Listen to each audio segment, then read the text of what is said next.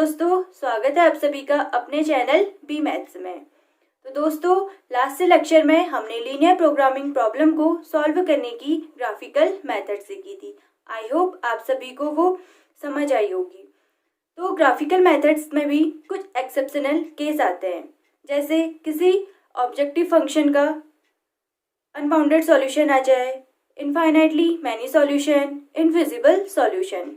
तो आज के इस लेक्चर में हम इन चीज़ों को डिस्कस करेंगे। तो फ्रेंड्स, स्टार्ट करते हैं सम एक्सेप्शनल केसेस। तो उसमें सबसे पहला आता है अल्टरनेटिव ऑप्टिमा, सेकेंड आता है अनबाउंडेड सॉल्यूशन एंड थर्ड आता है इनफिजिबल और नॉन एग्जिस्टिंग सॉल्यूशन। तो डिस्कस करते हैं पहला अल्टरनेटिव ऑप्टिमा।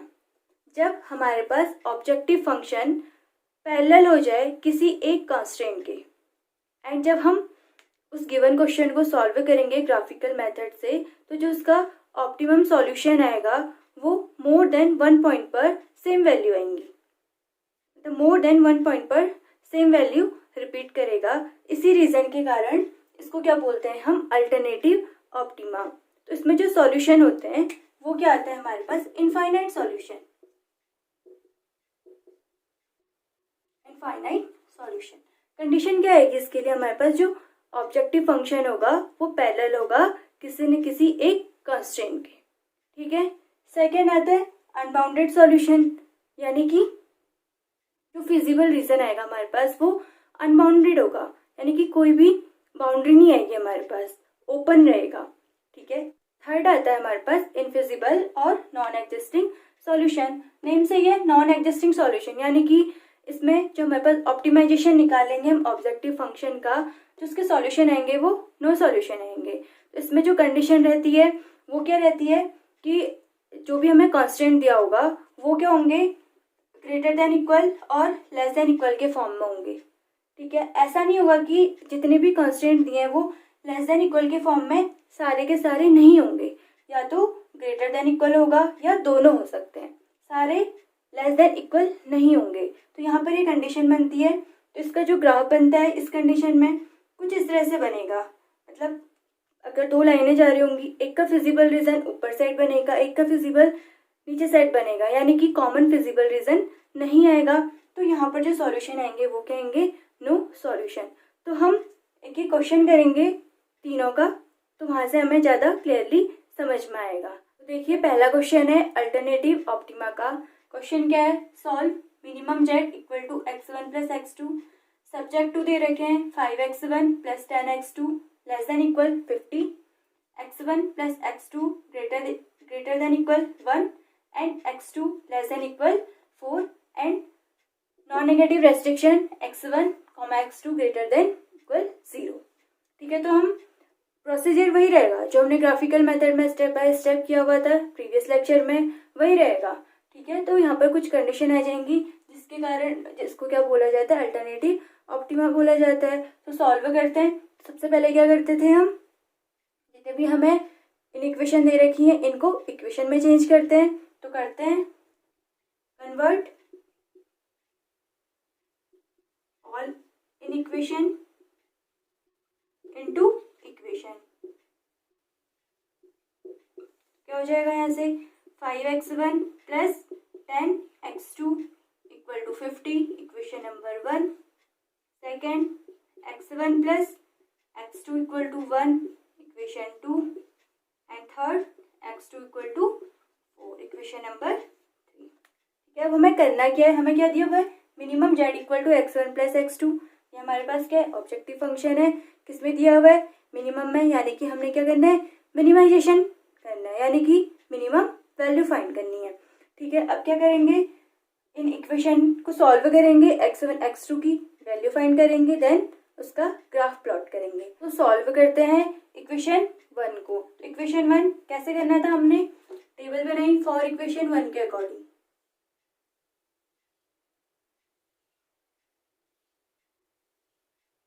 इधर आ जाएगा x1, इधर x2।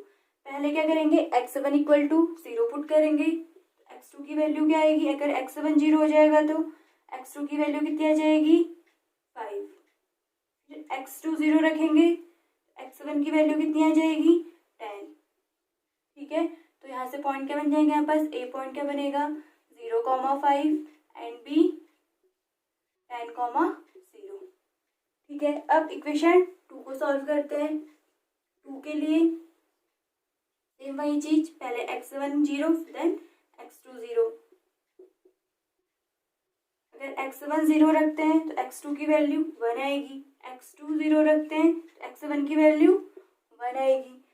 ठीक है, तो यहाँ से हमारे पास C पॉइंट क्या हो जाएगा 0,1 and D point 1,0 and third given ही है x2 equal to 4, x2 equal to 4 यानी कि जो पॉइंट बना हमारे पास हमने इसको E पॉइंट दे दिया। ये क्या होगा हमारे पास x2 यानी कि 4 इधर एंड 0,4 होगा। ठीक है, अब हमारे पास नेक्स्ट स्टेप क्या होता था, प्लॉट द ग्राफ।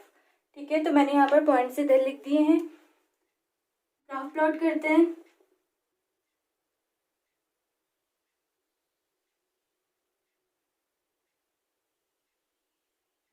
इधर क्या जाएगा x1 एंड इधर x2, ये हो जाएगा ओरिजिन। तो हमारे पास पॉइंट कहाँ तक है 10 तक जा रहे हैं x1 में, 1 हो गया 2 3 4 5 6 9 एंड 10। सेम इधर 1 2 3 4 5 6 तक लेते हैं। ठीक है, तो पॉइंट ए क्या है 0,5 0,5 ए 0,5। ठीक है, बी 10,0 बी 10,0। लाइन को मिला देंगे, पॉइंट्स को मिला के एक लाइन आ जाएगी हमारी पहली वाली इक्वेशन के लिए। लाइन गई, किस इक्वेशन की है, पहली वाली 5x1 plus 10x2 equal to 50। ठीक है, अब इस पर क्या हमारे पास क्या था, लेस देन इक्वल था, यानी कि जो इसका सॉल्यूशन जाएगा ये ओरिजिन की तरफ, यानी कि इसकी डायरेक्शन किधर की तरफ होगी, ओरिजिन की तरफ। ठीक है, अब सेकंड क्या है C 0,1 0,1 C 0,1 and D 1,0 D 1,0। दोनों पॉइंट्स को ज्वाइन कर देंगे, जाएगा। ठीक है, ये कौन सी लाइन थी x1 plus x2 equal to 1। अब इसका सॉल्यूशन ग्रेटर देन इक्वल 1 है, यानी कि ग्रेटर देन का साइन है, यानी कि ओरिजिन से ऊपर की तरफ जाएगा ना कि ओरिजिन की तरफ। मतलब इसका सॉल्यूशन इधर की तरफ ना आके ऊपर की तरफ जाएगा, इधर की तरफ, ये रीजन आएगा। ठीक है, और अगला क्या है x2 इक्वल टू 4 था, x2 इक्वल टू 4, x2 यानी कि इस पे है, यानी कि x2 इक्वल टू 4 इधर चले गया। ठीक है, x2 इक्वल टू 4, इस पॉइंट को हमने एक नाम दे दिया, क्या E क्या था 0,4 हो जाएगा, या x2 इक्वल टू 4 क्या है कि स्ट्रेट लाइन आएगी।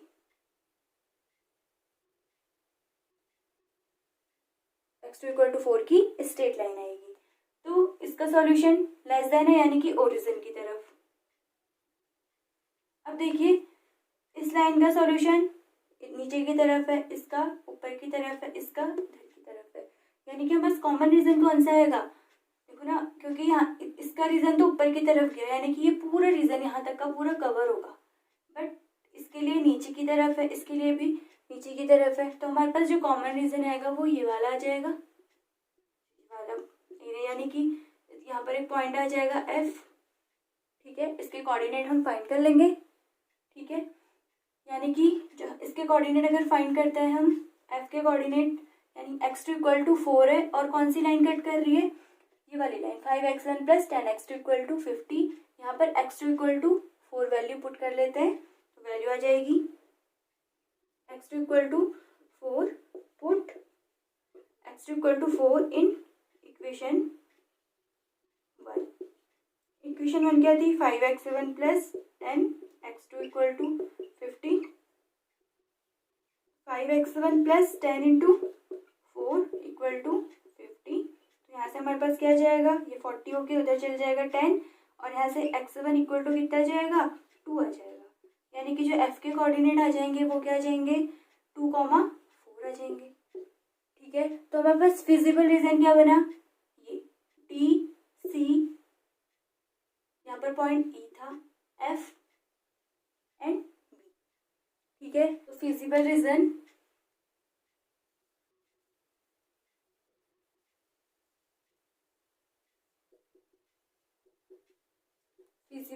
इज क्या आ गया, D C E F B, पूरा फिजिबल रीजन आ जाएगा। एंड हमारे पास कॉर्नर पॉइंट क्या आ जाएंगे फिर, 1,0, 0,1, इधर 0,4, 2,4 एंड 10,0। ठीक है, यानी कि हमारे पास एक एक्स्ट्रा पॉइंट कौन सा आया, 2,4। अब हमने क्या फाइंड करना है, मिनिमाइजेशन, यानी कि मिनिमम वैल्यू, यानी कि अब इन कॉर्नर्स पर हम मिनिमम वैल्यू फाइंड करेंगे।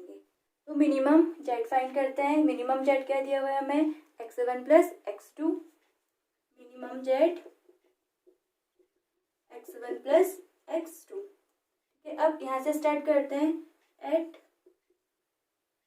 1,0, 1,0 पर जेड की वैल्यू क्या आ जाएगी, 1, 0,1 पर अगेन 1,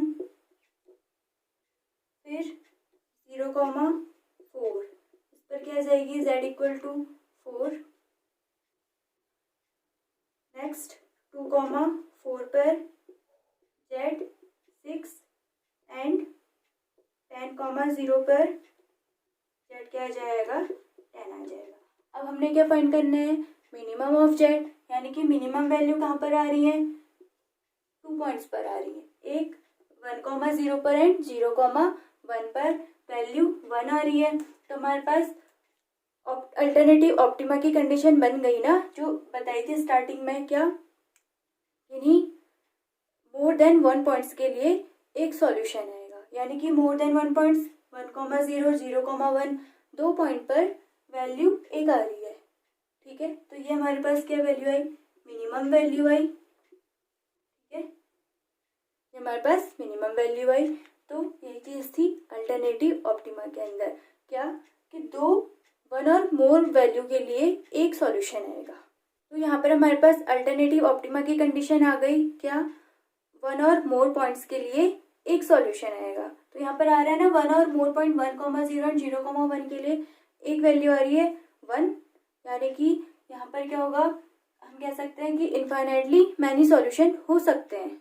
ठीक है, now second question unbounded solution के लिए। क्वेश्चन क्या कहता है, solve maximum set equal to 0.75 x1 plus x2 subset to x1 minus x2 greater than equal 0, second minus 5x1 plus x2 less than equal 1 and non negative restriction x1 x2 greater than equal 0। तो solve करेंगे वही same graphical method से। तो सबसे पहले इन equations को equation में change करेंगे। ठीक है, तो करते हैं। यहाँ से क्या हो जाएगा, convert all in equation into equation. क्या हो जाएगा, x1 minus x2 equal to 0, equation number 1। Second minus 5x1 plus x2 equal to 1, equation number 2। अब सेकेंड स्टेप, इन इक्वेशन को सॉल्व करते हैं। तो solve for 1, x1 x2 find करना है हमने, x1 x2। अब इक्वेशन 1 में x1 इक्वल टू 0 पुट किया हमने, x2 की वैल्यू 0 आएगी, x2 इक्वल टू 0 पुट करेंगे, x1 ऑल्सो 0। तो यहाँ से point A 0,0, B 0,0। For equation 2 के लिए सेम वही चीज,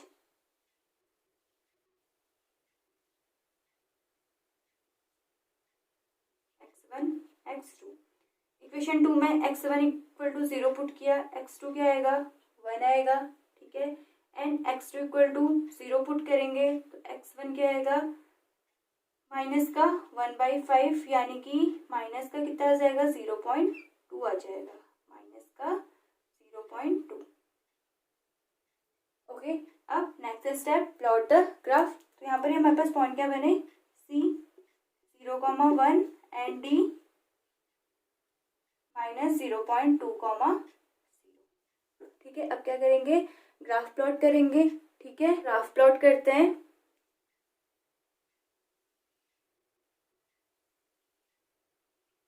रह जाएगा हमारे पास x1 एंड इधर से x2। ज़्यादा पॉइंट चाहिए नहीं, 1 2 इतने लेते हैं, 1 2 माइनस के साथ -1 -2, इधर भी 1 2, ठीक है। तो पहला पॉइंट है a 0,0 b 0,0, यानी कि ओरिजिन से रहेगी ये वाली लाइन कौन सी, x1 minus x2 equal to 0 वाली लाइन, यानी कि ये वाली लाइन तो कहाँ से चले गई हमारे पास, ओरिजिन से। कौन सी लाइन थी, x1 minus x2 equal to 0, ठीक है। अब सेकेंड c 0,1 इधर आया, c 0,1 एंड d माइनस 0.2, तो ये कहीं यहाँ पर आएगा, d माइनस 0.2, तो इन दोनों पॉइंट्स को ज्वाइन कर देंगे तो इस तरह से आएगा, यहाँ पर कट करेंगे, ठीक है। तो अब पहली वाली लाइन के लिए x1 minus x2 greater then 0 है, ग्रेटर देन 0 यानी कि ये वाली लाइन है x1 माइनस x2 की ग्रेटर देन 0, यानी कि ओरिजिन की तरफ ना आकर ओरिजिन से ऊपर की तरफ जाएगी, ठीक है। यानी कि ये ऊपर की तरफ गई, ऊपर की तरफ इसका रीजन आएगा, ठीक है। सेकंड में क्या है, लेस देन, यानी कि इसका रीजन नीचे की तरफ आएगा, ओरिजिन की तरफ झुका हुआ, ठीक है। तो जो कॉमन रीजन क्या आएगा, यही वाला आएगा कॉमन रीजन। पर यहाँ पर देखो कोई भी मतलब जो फिजिबल रीजन तो हमें मिल रहा है, लेकिन वो क्या है, अनबाउंडेड है, बाउंडेड नहीं है, एक साइड से खुला हुआ है, ठीक है। तो यहाँ पर जो सॉल्यूशन आएगा वो क्या होगा, अनबाउंडेड सॉल्यूशन। जो सॉल्यूशन आएगा वो क्या आएगा, अनबाउंडेड सॉल्यूशन। ये यहीं पे तक होगा, इसका कोई सॉल्यूशन हम आगे फाइंड नहीं कर सकते, सिर्फ यहीं तक दिखाएंगे इसका जो सॉल्यूशन आ रहा है वो अनबाउंडेड आ रहा है, ठीक है। Now third infeasible solution. तो क्वेश्चन करते हैं, क्वेश्चन दिया हुआ है maximum z equal to 3x1 plus 4x2 subject to x1 minus x2 greater than equal -1 and second minus x1 plus x2 less than equal 0, ठीक है। तो मैंने कंडीशन बताई थी, इसके लिए क्या रहता है, कभी भी जितने भी कंस्टेंट दिए होंगे वो लेस देन और इक्वल नहीं होंगे। जब भी हमारे पास अगर इनफिजिबल सॉल्यूशन आ रहा होगा उस केस में कोई भी कंस्टेंट मतलब सभी कंस्टेंट लेस देन इक्वल में नहीं होंगे, ग्रेटर देन और लेस देन दोनों में हो सकते हैं, ठीक है। तो उसको सॉल्व करते हैं, वही सेम चीज, पहली चीज convert all in equation into equation, change कर देते हैं, x1 minus x2 equal to -1 equation 1, second minus x1 plus x2 equal to 0 equation 2। Now solve the equation, first के लिए करेंगे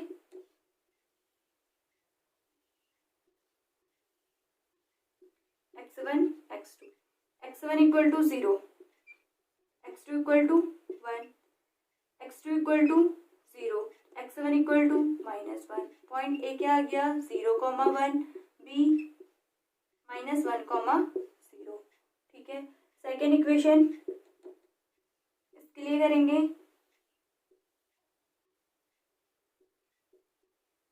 x1 इक्वल टू 0, x2 0, तो भी क्या आ जाएगा 0, c पॉइंट 0,0, d 0,0, ठीक है। नाउ प्लॉट द ग्राफ, तो ग्राफ प्लॉट करते हैं,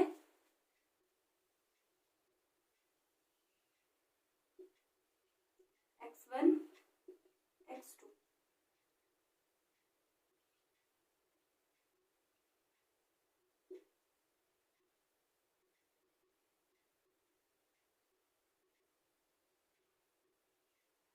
तो देखो a 0,1, a point 0,1, b point -1,0, -1,0, line join कर देंगे, ये जाएगी लाइन। कौन सी इक्वेशन है, x1 minus x2 equal to -1, ठीक है। सेकेंड C एंड D 0,0, यानी कि जो ये लाइन है ये कहाँ से जाएगी, ओरिजिन से जाएगी, ये आ जाएगा। इसे बना देते हैं,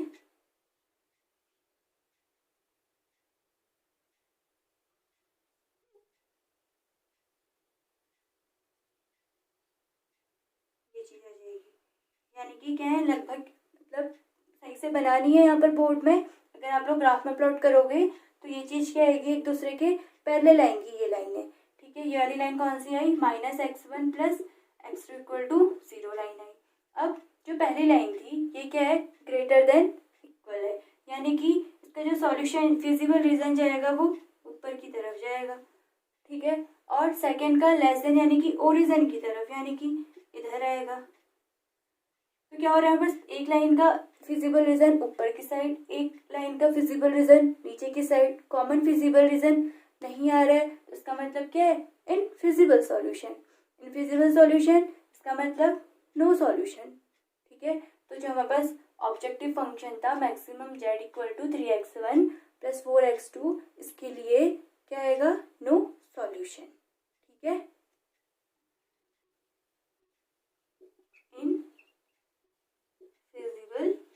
सॉल्यूशन। तो दोस्तों आई होप अब आप सभी को ग्राफिकल मेथड एंड उसके एक्सेप्शनल केस अच्छे से समझ में आ गए होंगे। अगर अभी भी कोई डाउट है तो आप प्लीज़ कमेंट करके ज़रूर बताएं।